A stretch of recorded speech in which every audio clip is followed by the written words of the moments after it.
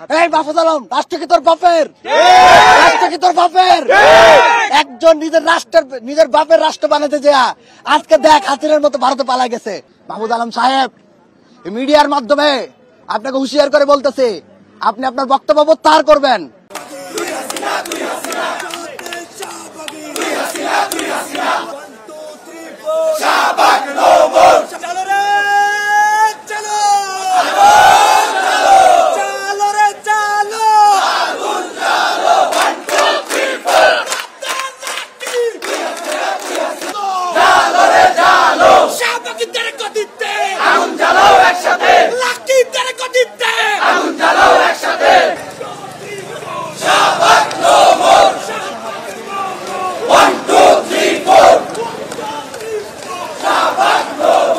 এই ঈদে জামা জুতো অ্যাক্সেসরিজের ডিসকাউন্ট। অভ্যুত্থানে একমাত্র নিঃস্বার্থভাবে ভূমিকা পালন করেছে মাদ্রাসা শিক্ষার্থীরা এবং আলেমরা। আপনারা দেখেছেন আমাদের প্রাইভেট বিশ্ববিদ্যালয়ের শিক্ষার্থীরা অনেকটাই নিঃস্বার্থ, তবে তারাও বিসিএস দেন বা বিভিন্ন চাকরির পরীক্ষা দেন, অংশগ্রহণ করেন। কিন্তু আমাদের মাদ্রাসার কওমি মাদ্রাসার শিক্ষার্থীরা আলেমরা তারা কিন্তু কোনো সরকারি চাকরিতে অংশগ্রহণ করে না, তারা কিন্তু পরীক্ষা দেয় না, তাদের কিন্তু কোটার প্রয়োজনীয়তা ছিল না। তারপরও তারা শুধুমাত্র আমাদের দিকে তাকিয়ে আন্দোলনে নেমেছেন, যাত্রাবাড়িতে রক্ত দিয়েছেন, সারা দেশে রক্ত দিয়েছেন, সারা দেশের আন্দোলনে সক্রিয় ভূমিকা পালন করেছেন। সেইখানে আমরা দেখতে পাচ্ছি এই দুর্বল আলেম সমাজ মাদ্রাসা শিক্ষার্থীদেরকে দৃষ্টান্তমূলক ভাবে ন্যাক্কারজনক শব্দ চয়ন করেছেন যে তাদের প্রতি যে চাপ আগ্রহ আছে সেগুলো নাকি মাহফুজ আলম দিবে না। এই মাহফুজ আলম, রাষ্ট্র কি তোর বাপের? রাষ্ট্র কি তোর বাপের? একজন নিজের বাপের রাষ্ট্র বানাতে যা আজকে দেখ হাতিরের মতো ভারতে পালা গেছে। তোরা যদি তোর বক্তব্য যদি এইভাবে প্রত্যাহার না করিস, তোদেরকেও বাংলাদেশ ছাড়া করতে আমরা পিছপা হব। যারা শাহবাগ কায়েম করে তাদেরকে গ্রেফতারের কোনো খবর নাই। যারা গুলি চালাইছে, যেসব আওয়ামী সন্ত্রাসীরা আওয়ামী লীগকে, এই মাহফুজ আলম বলছে সে পুনর্বাসন করবে, বক্তব্য আছে, ভিডিও আছে, তারা বলে আওয়ামী লীগকে তারা পুনর্বাসন করবে, প্রকাশ্য ঘোষণা দিয়ে বলে। এমনকি তারা বলে কি যে তারা আওয়ামী লীগকে নিষিদ্ধ করবে, যখন রিট করছে তখন তারা রিট আবার ফিরাই নিছে।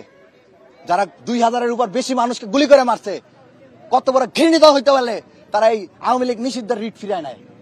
এবং আপনারা দেখেন আজকে জুলাই অভ্যুত্থান হয়ে গেছে প্রায় কয় মাস হয়েছে? 7 মাস হয়েছে।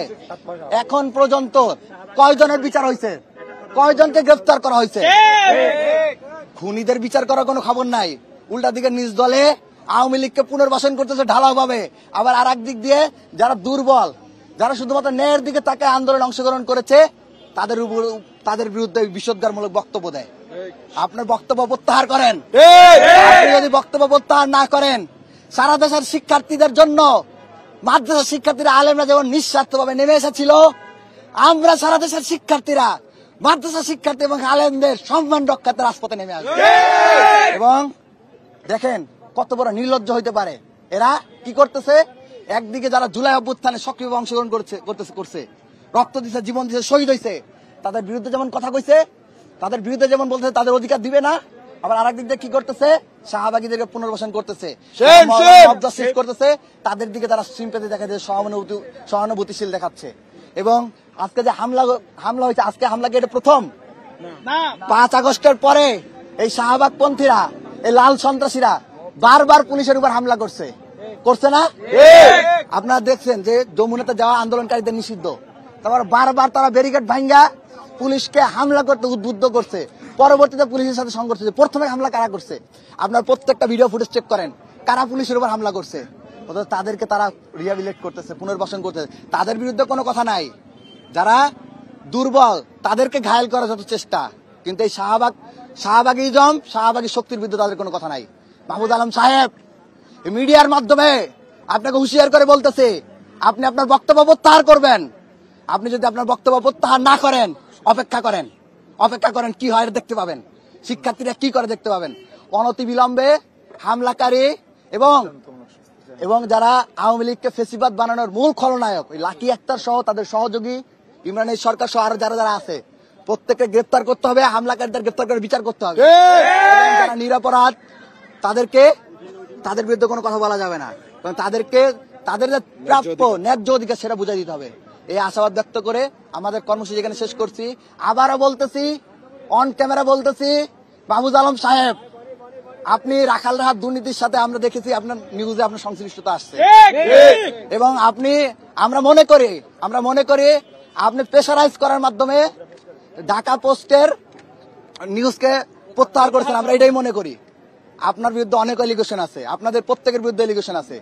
আপনারা যদি বক্তব্য প্রত্যাহার না করেন, নন ক্যামেরা বলছি, আপনাদের বিরুদ্ধে সারা দেশের শিক্ষার্থীদেরকে সাথে নিয়ে আমরা আপনাদেরকে হাসিনের মতো করে দেশ ছাড়া করতে বাধ্য করবো। ইনকিলাব জিন্দাবাদ, ইনকিলাব জিন্দাবাদ।